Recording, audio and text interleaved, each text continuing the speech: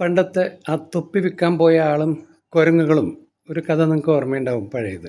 അതിൻ്റെ രണ്ടാം ഭാഗമാണ് ഞാൻ പറയണേ. ആ തൊപ്പി വിറ്റ ആളുടെ മകൻ്റെ മകൻ എന്നുവെച്ചാൽ അപ്പാപ്പൻ്റെ കൊച്ചുമോൻ അതേപോലെ വലുതായപ്പോൾ അപ്പാപ്പൻ്റെ പോലെ ബിസിനസ്മാൻ ആവണമെന്ന് ആഗ്രഹിച്ച് തൊപ്പി വിൽക്കാനായിട്ട് അവനും തുടങ്ങും. അവനും ഇതുപോലെ തൊപ്പികളൊക്കെ നിറച്ച ഒരു കൊട്ടയായിട്ട് ഒരു തൊപ്പി വെച്ച് നടന്നു പോണ സമയത്ത് അന്നത്തെ അപ്പാപ്പൻ ഇരുന്ന് അതേ മരത്തിൻ്റെ അവിടെ വന്നപ്പോൾ അവനും ഉറക്കം വന്നു. അവൻ അവിടെ ഇരുന്ന് കുറച്ച് നേരം ഒന്ന് റെസ്റ്റ് ചെയ്ത് ഉറങ്ങി.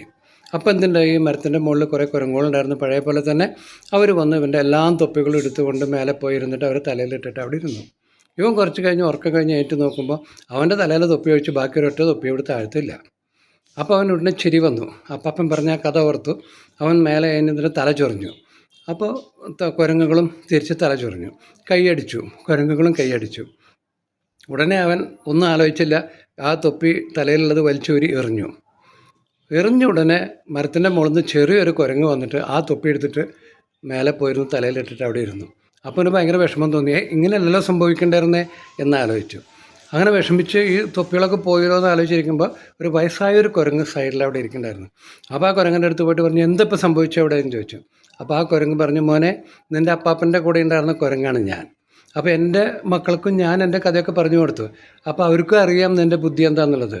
അപ്പോൾ ഇവനിങ്ങനെ അയ്യോ എന്നിങ്ങനെ ആലോചിച്ചിരുന്നപ്പോഴാണ് മനസ്സിലായത്, കാലം മാറി, ഇപ്പോൾ ആൾക്കാരൊക്കെ പുതിയ രീതിയിൽ ന്യൂ ജനറലി ചിന്തിക്കേണ്ട ഒരു സമയമായി എന്ന് മനസ്സിലായി. അപ്പോൾ നമ്മളും ചില കാര്യങ്ങൾ ഇന്നോവേറ്റീവായിട്ട് മാറി ചിന്തിക്കേണ്ട സമയമായി. പഴയ തോതിൽ തന്നെ പോയാൽ ശരിയാവില്ല. So keep smiling and stay positive.